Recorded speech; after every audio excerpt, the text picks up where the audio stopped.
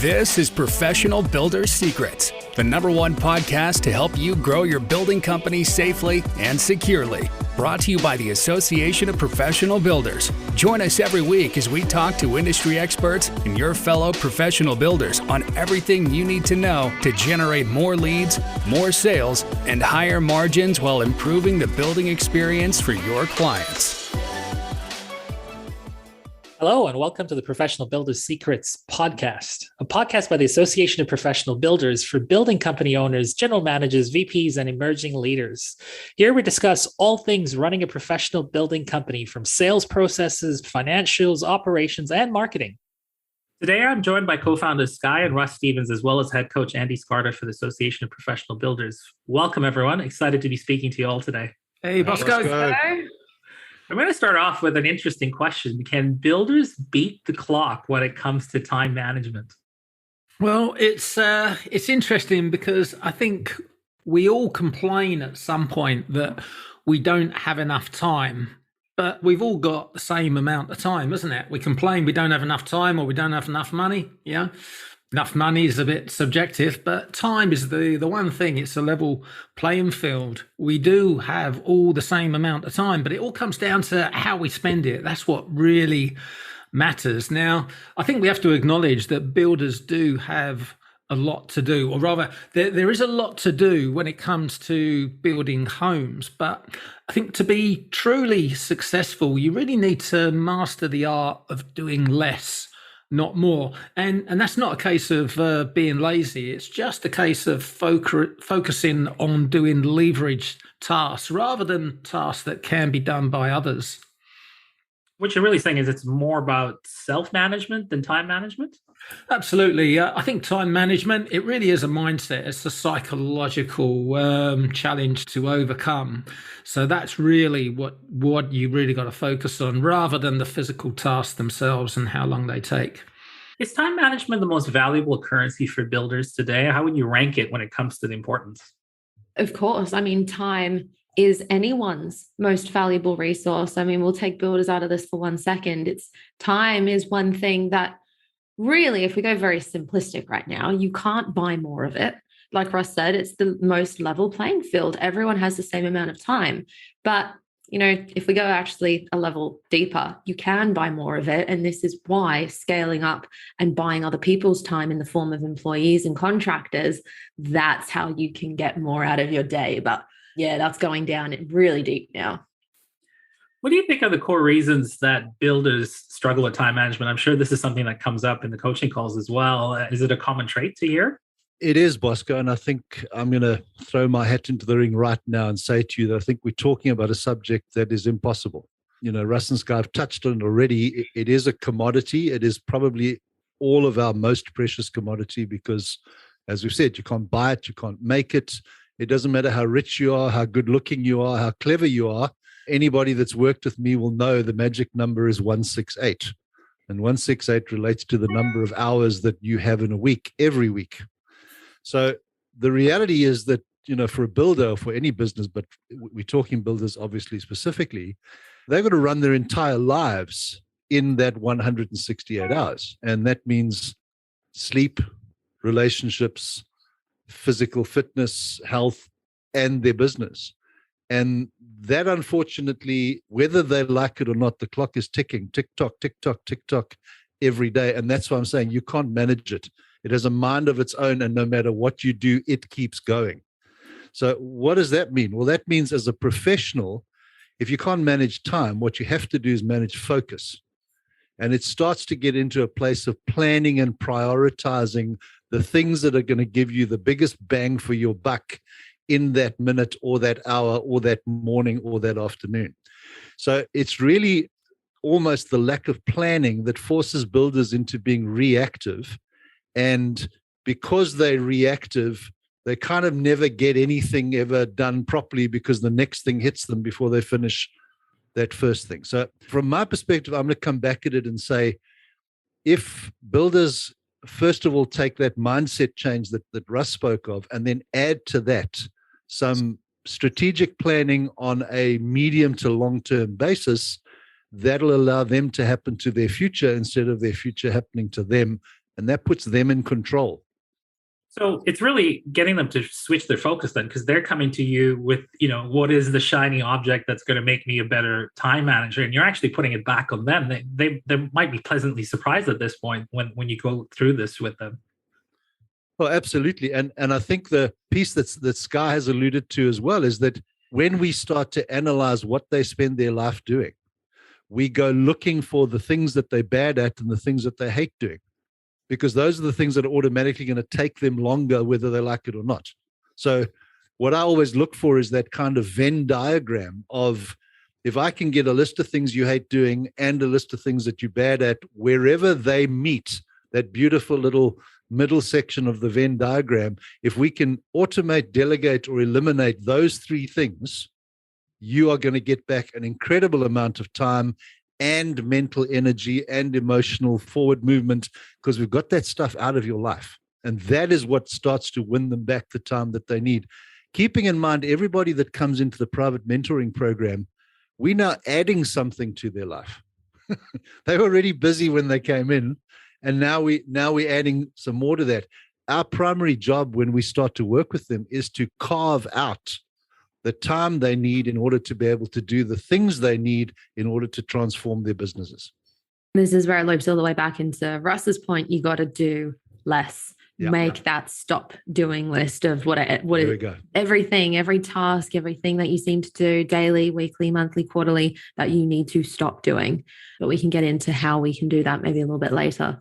Yeah, I mean, it's fascinating because, I went into this interview thinking about procrastination, but, you use words like automate, delegate, and I'm sitting there going, wow, I didn't even think about it that way. So I guess I'm going to start off with, how does a builder become a better time manager? We talked about focus. Let's dig a little bit deeper in here. Yeah, I always think step one, and again, this probably comes back to mindset to a certain degree, but step one is you've got to place a value on your own time. You've got to understand, that value, what your time is worth.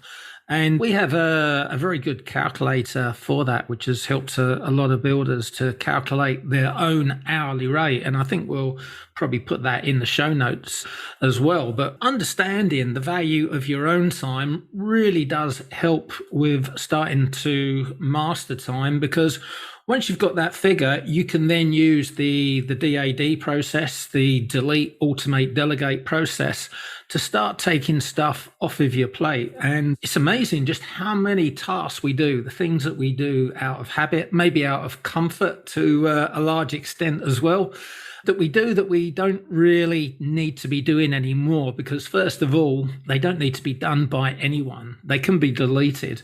This happens a lot, in software automation that we set up as well. Processes become redundant. So it's always good to be objective and ask yourself, first of all, do I need to be doing this? Does anyone need to be doing this? Does it need to be done? Because there's a lot of stuff that can be simply deleted. The company grows and simply outgrows those tasks. But if the answer to that question is no, it still needs to be done, then the next question to ask yourself is, well, can it be automated? How can we automate this so it doesn't impact anyone's time? And if it needs to be done, but it can't be automated, then the only option left is to delegate it. And this is where it helps to understand the value of your own time, because you will find that most of the stuff that you're doing can be done by someone else at a lower hourly rate. And there's nothing lazy or wrong with that. That is simply part of business. That's part of growing a business. You have to be able to do it. And I love what Andy was saying earlier as well. Focus on the stuff that you enjoy doing. That's another great part of this process. Look at the stuff that you really don't like doing. I like to do this at the end of every day. If I'm going for a patch where I feel I'm getting a bit bogged down and I don't have a lot of time, at the end of every day, I'll look back on the day. What didn't I enjoy? Let's get rid of that. Make work a bit more enjoyable. Now, it's not always possible to offload those tasks we don't like, but we can certainly be working towards that process. And I think, Russ, you raised a word there that is critical, and that's the word comfort. We all kind of regress back to the things that we're comfortable to do. And the reality is, if we're not honest with ourselves, those aren't always the thing that is most necessary now to move my business to the next level. So, it's one of those things that we're always going to gravitate back to what's easy for us. And we've got to be able to plan what we're doing in such a way that we're not doing what's easy, we're doing what's expedient now. And that will then start to give us back that time we're looking for. Yeah, I think we see this a lot in coaching, don't we? When we explain a concept and a system and a process and solve a problem in a building company, the next step is to move forward, and there's a problem elsewhere. But we do find in a lot of instances, the business owner, they find comfort in what they've just achieved and they want to go back and do more of it. And we've got to guide them forward, solving new problems. But it's just that comfort zone. I had a discussion today with one of our clients where he's desperately holding on to 9 different spreadsheets that we've replaced with one. But he built them and he loves them, and they're the colors he wants in the sequence that he wants. And, it's like the baby with the soiled, whichever part of the world you're in, diaper or nappy. It's mine and it's warm and I'm going to defend it. So I can so identify with that emotional attachment. Yeah, Nothing can be as good as you produce yourself. Yeah, absolutely. Andy, you're full of visuals today, but I'm going to start off with, a question about techniques. I learned about the Pomodoro technique, which is about prioritizing and time blocking. What can builders do from a technique perspective with their teams or their colleagues and people that work with them? What can they do on a business level as well to become, effective time managers to run their business today? We talked about the delete and the automation and the delegation. What are some other techniques that you guys inspire your builders to apply? Well, I'm happy to dive in on here on this one. So obviously there's delete, automate, delegate, which we very affectionately call DAD, D-A-D. So there's that process in itself. It just has to be constant because it's not just a one workshop that you can do.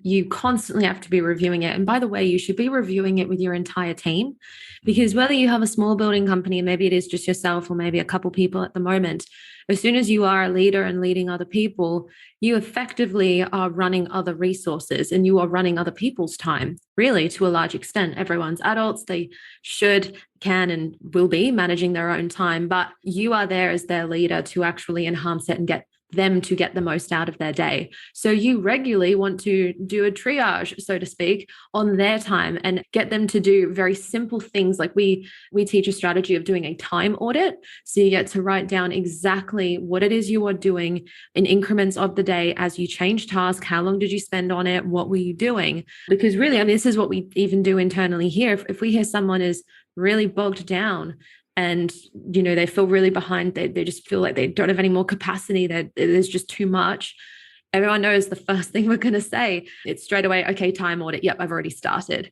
So they start doing a time audit. They start writing down every single activity they are doing and what they're switching between. It's so insightful because we tend to look at it on a 2-week basis because there's lots of regular work, but especially depending where the team member is or even where you are, like what your role is, you'll be working on some quite big projects versus some very regular work. And it's so revealing. When you look at this time audit from a 2-week period, you're able to immediately see, well, why are you doing that? Or why is that taking so long? I didn't know your admin in the mornings was taking 90 minutes. This should be a quick, you're checking the social media and replying and engaging. That really is like a 15-minute job. What's blowing out to 90 minutes? Well, this is happening. There are problems over here, or I tend to get distracted because this happens. So if you can start writing all that down, you get immediately this long list of information in front of you. And then that is when you get to do the DAD. And just like Russ said, we start with delete because you want to go in zero-based thinking. Hey, is that even necessary? Does that actually need to get done? If it doesn't, delete it and move on. If it does, the next question is, okay, can we automate it? Because why would we go to the expense and the time expense as well of delegating it to someone, training someone else to do it, finding that other person and paying them to do it, when you know what? If I get a very cool software that saves me employing someone to manage people's or the client's selections, you can get a very advanced project management software that has a client portal that they can log in and do all of their selections. We've literally heard this from builders all the time. It replaced employing someone. And you know what? They were able to use that money to employ someone else for a role that couldn't be automated. It's why we need software. It's like a CRM system. We've said this before. It's that salesperson that doesn't go sick, doesn't go on holidays. They're working 24/7. So it's very strategic why it's in that order. So if you know what, it can't be delegated, okay, move on. Can it be automated? Now, if it can be automated, great, you're done. Now put that in place. And you know what, if it can't, that's when you go to delegate. But that delegate, that is your last option. You know, you're trying everything else first. I think another good tip for builders, because they're always looking to make time to work on their business rather than being stuck working in it, is a technique that we've used successfully over the years, and that's working in sprints. So when you do your planning, whether it's quarterly or annual, you end up with your rocks, and then you end up with the challenge of how do I execute this? And it's very easy for your time to just slip away from you. But by putting blocks of time in your calendar for what we call sprints, and then working in 50-minute blocks or 60-minute blocks on those sprints, that can really help you get through those rocks and those tasks working on the business, which, will help you work towards mastering time at some point. There's a great book by, I think it's Cal Newport. It's not Carl. I think it's Cal Newport. It's called Deep Work. And it actually explains this concept very, very well. Like most books, it's littered with stories to really get the point across. And I definitely recommend picking up a copy or having a listen to it, because it actually explains why we need to work in sprints, like Russ just said. It's not just about getting through 20 different tasks in one day. Because what if you could carve out your day? So maybe you save a lot of the regular stuff, maybe a lot of the working in the business that has to get done for certain blocks of the day. But maybe when you're at your freshest in the morning, or maybe that's just after lunch, or whenever it is for you, carve out that deep work time, that sprint that Russ just explained. And that is how we can be more effective, because you are actually shutting yourself off from every possible interruption. It is a known thing in the team, even in our builders that implement this strategy, that when you're in a sprint, you turn off all notifications. Your phone is on silent, not even on vibrate. You know, you're turning off every notification. Phone's in another room. Shut your office door, put a sign on it, like do not disturb. You are closing down your email. You are closing down everything except for the one thing you are working on. And truly, this is how you can get started working on your building company and get into that deep work. And set a timer. This is a really big tip, actually. If you're doing a sprint and say it is 50 minutes, like Russ just said, set a timer maybe on your phones. Maybe that's the one thing in your office. And what you'll notice, it's really interesting in the book, he talks about, I think it takes 27 minutes to get into a deep flow of concentration, but it takes 1 second to break it. And it takes 27 minutes to get back into that state. So you want to get into that state, obviously, as quickly as possible. If you can go and get in there in 27 minutes, wonderful, because you've not had a single interruption. What you'll find is when that timer goes off at 50 minutes or whatever, you are flowing by that point and you're so enjoying what you're working on because you've made that much progress. You can actually keep going, and it's that compound effect. It just sort of, it does so well for you because you're winning. And we know what it's like when we're winning. We do want to keep going. Let's talk a little bit about technology, because you're talking about so many different insights here. You know, we're talking about personal assessment, measuring your own personal data. We're talking about sprints. How does technology play a part in this process? What are some of the resources that our builders, could potentially apply? Well, I think it's a how long is a piece of string question, unfortunately, and it's got to be kept in its context. We're talking about delete, automate, delegate. Really, technology slips into that automate portion of that process. So the reality is we need to be planning. We need to be proactive, not reactive. And if we're planning, we can then utilize a variety of different types of technology. The most obvious one is an online calendar stroke scheduler, whatever you want to call it. But the idea is that we start off with a template of what our ideal week should look like. And literally what that allows us to do is to then prioritize relative to the stuff we've got to get through, what needs to be done first, second, third, fourth. And then what we also recommend people to do is to then schedule those things in their day according to the amount of energy, both physical and mental, that those things require. Now, that might sound like I haven't spoken about technology at all. All I'm saying in this is it's not really going to help me to start rattling off names of different programs that people could buy or software systems they could go to. What I'm really saying here is whatever technology will serve that process best for you and you can afford, if it's going to make you more efficient in that process, that's the technology you want to implement. There's a great bit of functionality on the project management software that's available now, software like CoConstruct, for instance, where you can have all your call forwards completely automated, where an email or a text message will go out to subcontractors and get them to confirm that they're going to be on site on a day, and then they can respond to that. So imagine how much time that saves supervisors with those outbound calls of an evening and then waiting for the callbacks. It's just incredible. Just being aware of just all these different things that are coming out now that can leverage up your time. It's a good point. Rather than focusing on productivity software, which so often is what people are looking for, time management software, productivity software, dump that for a second. Try and systemize the things that you're actually working on that's taking up your time. Use the DAD process there. I think I love what you were saying though, Andy. It's protecting your time. And if there was one thing you could implement very, very quickly, an online calendar, like a scheduler is what you were saying. Yeah. People schedule in time with you. They don't just get to call you whenever. Be so stingy with your time because it's your most valuable commodity, like you were saying. So be so stingy, not in so much that you wouldn't give it to anyone, but just protect it at all costs. So you can send out a calendar link when people talk to me. Absolutely, let's schedule a meeting, but you have blocks of availability. And every time you've blocked in exactly what you were saying, Russ, about making time to work on the building company or do sprints or whatever, that's already blocked out as busy in the calendar. No one can talk to you, on Mondays 8 till 12 or whatever. And I mean, we often have a builder who says, look, I just don't have the time. I really wish I could do it, but I just don't have the time. And my response to that is always, if you and I went out for a shrimp dinner last night and we are a long way from the sea and that shrimp had taken a while to get here, and in fact, we shouldn't have eaten it at all, but we did. And the natural consequence of that was that we weren't feeling so great this morning. What would you do about the stuff that you'd scheduled between 8 o'clock and 10 o'clock this morning? And the answer is, it just wouldn't happen. I'd have to be taking care of business in other areas because of the bad shrimp that I ate.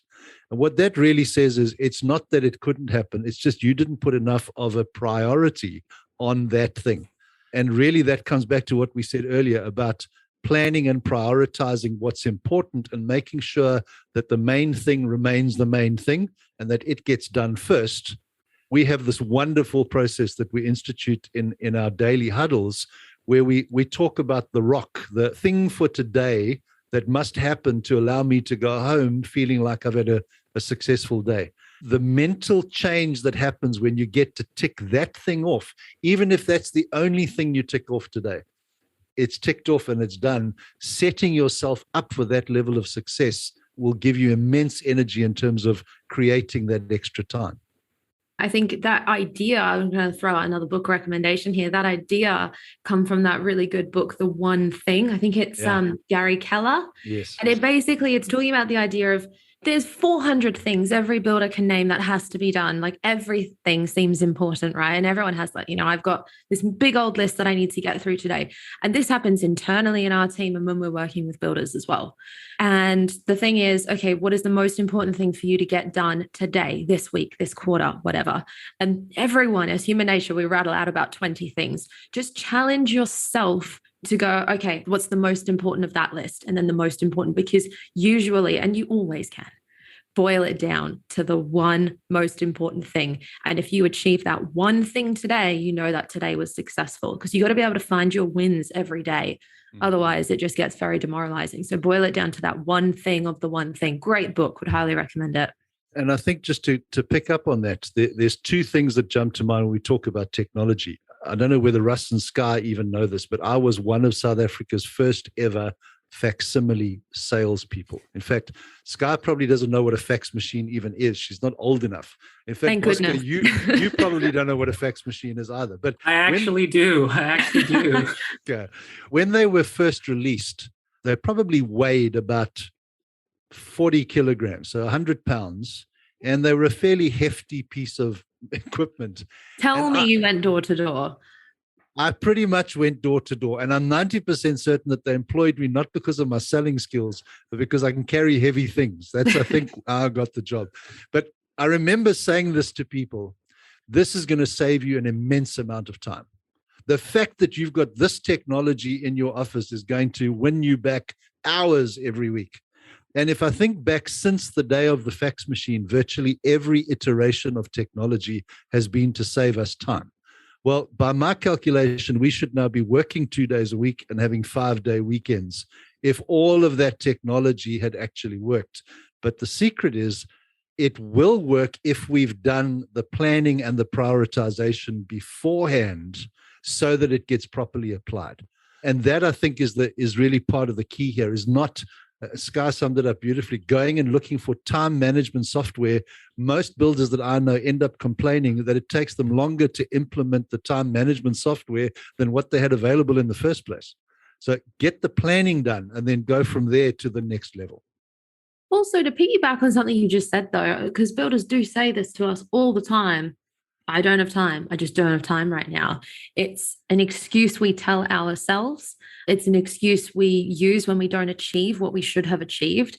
But, actually think about it like this. When you say to yourself that you don't have time, or you genuinely believe that it's just the wrong time of year for you, or it's just a particularly busy period, I don't have time, I'm too busy. When will you? Because if you genuinely think it's going to get easier without you changing anything, not much can be done, unfortunately. So actually be super honest with yourself. When are you genuinely thinking you're going to have more time? Because think back to all the times you've said this in the past. It doesn't happen that way. We have to actually carve out our time to put systems in place, to work on the company, to work in sprints, to use DAD, to do time audits, to improve things, to get more time and free up more time for ourselves. Yeah. There's an old saying that success leaves blueprints. And, at the end of the day, I think you've created all this transformation for all these different builders from different parts of the world. Is there a common blueprint? What is a successful builder doing today to stay on top of their schedule and create this prioritization? Well, they're definitely utilizing software such as the project management software, CRM software, calendar booking, etc., all the things that we've mentioned. So they're definitely utilizing all those tools that are available to them, but they're also protecting their time by building strong teams. Now, probably one of the most common objections I think we hear from builders to making change is the belief and the thought pattern that it's just too hard to train other people to do what I'm doing. It's quicker to just do it myself. And if you have that mindset, that way of thinking, then you are going to be trapped on the hamster wheel forever. Sure, no one will do anything as good as you, or in some cases, and they won't do it as fast as you, for sure, because you are the owner of the company. They won't have your drive and passion.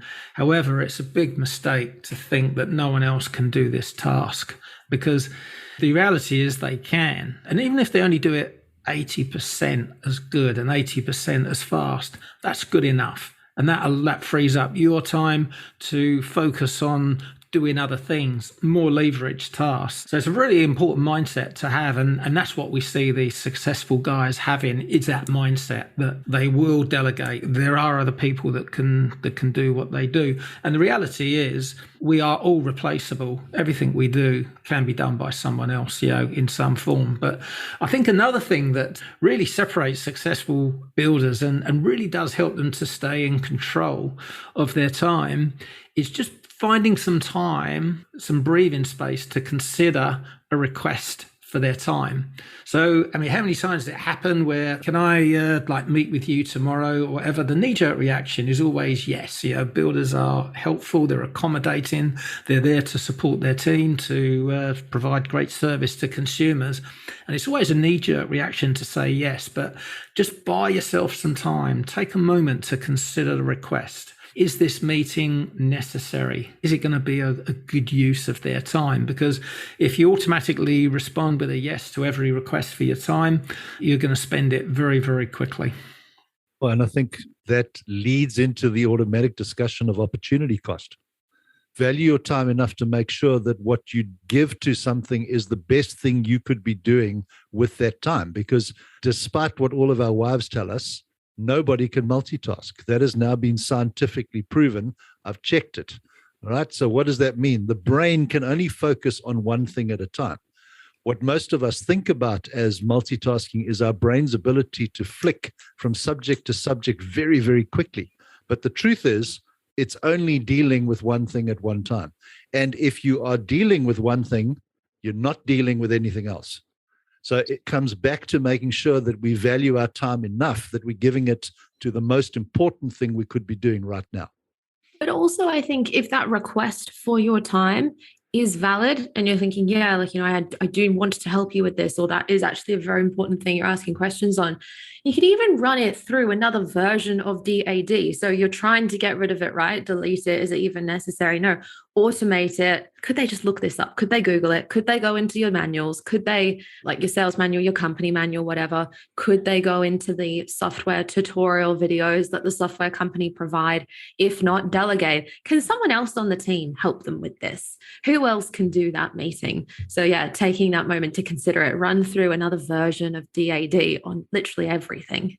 I love that. That's just another part of the process, isn't it? A request for your time. You run through the DAD process and you buy yourself time. But I love what you say. You were saying as well, Andy, about the opportunity cost. This gets so overlooked, doesn't it? And the more time we spend in our comfort zone doing these tasks, these unleveraged tasks, we might be comforted in the fact that we're busy, but the opportunity cost is huge. Yeah, we've got to be pushing the boundaries, challenging ourselves and working on things that are not in our comfort zone. That's where growth comes from.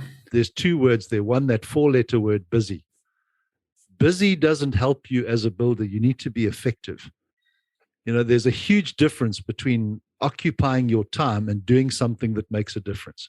So that's critically important. And I just think we've kind of got to get to a place where we understand that every single thing we do, that time is gone forever.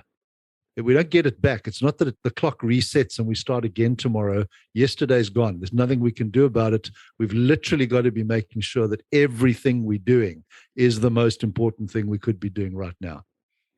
Yeah, I love it. I mean, too many of us, we kind of use the word busy as a badge of honor, and it's not. We need to change the way we look at this. Remember that story about the little kid who said to his mother, is Daddy going to get fired? And she said, no, Daddy's working hard. And, that's why he's always home late. And he said, yes, but is he going to get fired because he can't get all his work done on time each day?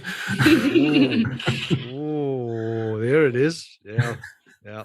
Tell you what, speaking of children, if you're actually looking for a strategy, we at a very high level, we're analyzing some of our most successful clients and even some of the most successful business people out there. And I tell you what they all have in common. They've got a lot of children. So I think that's how you can ultimately master time management. If you put all that together, there's something about it. It was by force. You have to get good at time management. And obviously I'm being a bit facetious here, but it's quite interesting to actually see a trend. I think they're just showing off, aren't they? 7 minutes in a multinational company. Feels like it. And to go back to Bosco's question about technology, I still believe that Foxtel is the absolute best contraceptive method Australia's ever created. So there's some technology you can use. I feel like that's another podcast episode on its own. Look, tell me a little bit about obstacles and the mindset of a builder. They come to you, they've got all these challenges, you've now opened their eyes out to assessing what they're doing. What are some of these mindset obstacles that they have to really overcome to become more effective? Can I be harsh? I think honestly a lot of it is like ourselves or yourselves or however we can position that. To be honest, a lot of it is just excuses. This whole excuse of I don't have the time or, I'm just too busy for that. Like we were just talking about, it's not a badge of honor. So they're just excuses we tell ourselves. And you know what? When we're selling and we're trying to get prospects over the line into a contract or prelims or anything, we get annoyed with their excuses. We get annoyed when they procrastinate. We get very frustrated when they fob us off. But often we're doing that to ourselves every time we say we're too busy. You know what? I'm going to start working on my business next year when I have more time, or next month, or next week even. They're just lies we tell ourselves to make ourselves feel better about why we're not doing something right now. So it's very, very harsh, probably not where you wanted me to go, Bosco, but genuinely, I think it's ourselves. Just, we got to get out of our own way. Just be relentless with yourself, and just, we need to aspire for more. So hold ourselves to a higher account. Is that the word I'm looking for? Yep. A higher standard, I think. It takes a lot of courage to look in the mirror and assess yourself and go, these are the excuses and the lies that I need to part way with to become more effective as well, Sky. Look, it really does. And this is why a lot of in private mentoring, so our private accountability program, it's a lot to do with mindset and actually helping the person. Because, we've got systems for days. They're all plug and play. They're ready to deploy. That's the easy part. It's actually dealing with the human in front of you, or the human looking back at you in the mirror, and getting them to work and getting them to build those habits and good behavior patterns that you're looking for. Mm. No, and I think just to add to that, Russ and Sky have been very, very kind about, somebody can do something 80% as well as you can, or whatever. Sometimes it takes us admitting that somebody can do something 120% better than I can, and acknowledging that, and that healthy dose of self-reality and self-assessment, I guess, often will show you exactly where the areas are that you could eliminate, delegate, automate. And then that obviously wins you back the time. The other thing that I think is critical for us to remember here is that a lot of builders start early in the morning, work all day on site, come home, get a fleeting amount of time with their families, and then work on the administrative side of the business later. One of the major reasons to get back time is to get back that work-life balance. And literally be a present husband, be a present father, present mother. Let's actually get this thing called life back in balance, so that work sits in its true place and it serves the rest of our lives rather than being our lives. It's ended up being a joke, hasn't it? You've seen it online. It's like, I didn't want to be stuck working 9 to 5 for someone else, so I started my own company and now I work 24/7. It's become the butt of a joke. But again, that's not a badge of honor. That's not a good thing. Not at all. Don't boast about it. It's not, it's not something to brag about. It's definitely the wrong brag tag. You talked about coaching and creating transformation as well. Can you share a story about a builder that's completely transformed their business through the coaching and some of the tools and assessments that you've given them to really have an effective time management system? How long have you got? But the most recent example that I can think of is wonderfully prickly, in that it was one of those coaching sessions where a client that I get on with, I think, very well, very serious to start off the conversation. How are you doing? And I'm fine. I need to talk to you about something. And I said, okay, what? And he said, I have to cancel my private mentoring program. And I said, oh, wow, what's happened? I just don't have the time. I'm not getting to it. And as he said those words to me, I said to him, so just stop for 1 second. You want to cancel the thing that you're not doing to get back some time? And he literally sat there like a deer in headlights, and he went, oh, yeah, that doesn't make sense, does it? I said, no, it doesn't make any sense at all. Let's get to the real root of this problem. And it literally came back to us restructuring. We're back to planning. We sat down and I said to him, if you could wave a magic wand and you could set up your week to be exactly the way you wanted it to be, what would it look like? And he said, on a Monday, I'd go to site from this time to that time, and then I'd do this, and I'd work on my quotes on a Tuesday afternoon. And I said, all right, well, when are you going to work on the stuff that you need to be doing through me on the business? I'll do that on Wednesdays and Fridays between 11 and 1. And literally in the space of 25 minutes, we built a matrix for him that gave him the ideal week. Now, did it work perfectly the first week? No. It probably only worked 60% as well as we wanted it to. But week 2, it went to 70, and week 3, it went to 80. And when I saw him a month later, he was literally a different human being.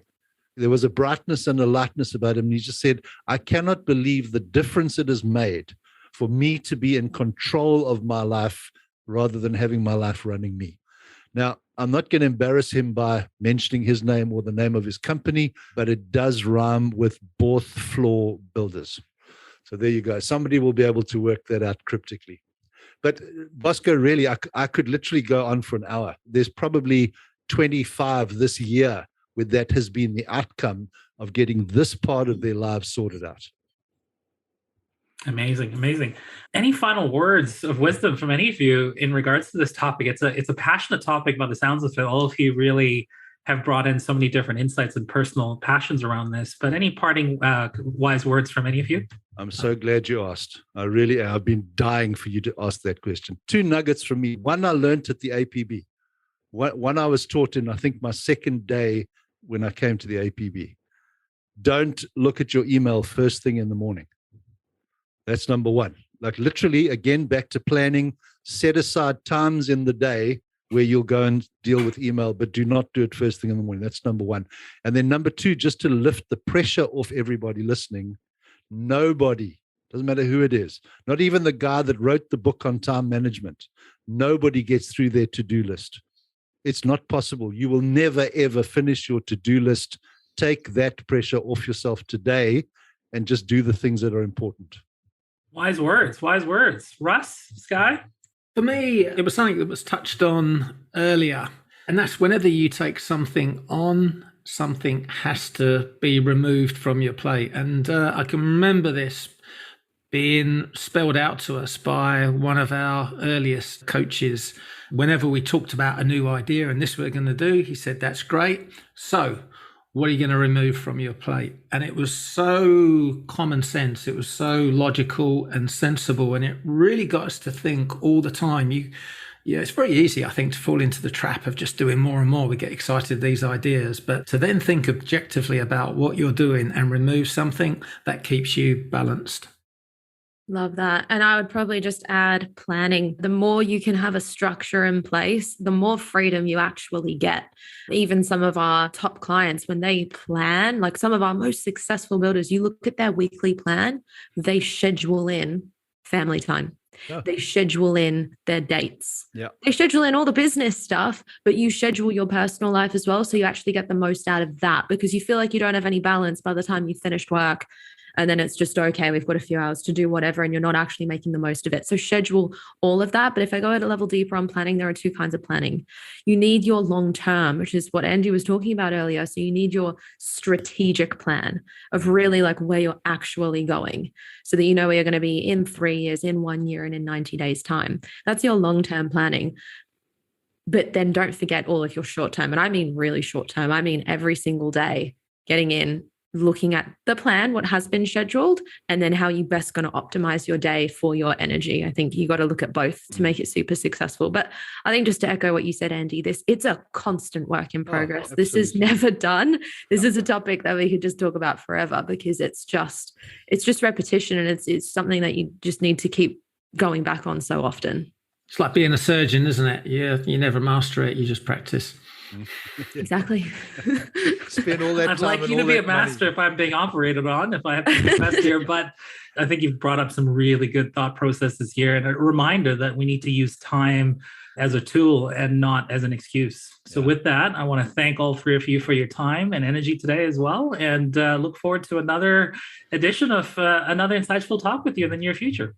Thanks so much, Bosco. Great conversation. Cheers, Thanks, everybody. Bosco. Thank you for listening. Remember to subscribe to Professional Builders Secrets on your favorite podcast platform and leave a review. To learn more about how the systems at the Association of Professional Builders can help you grow your building company, visit associationofprofessionalbuilders.com. See you next time.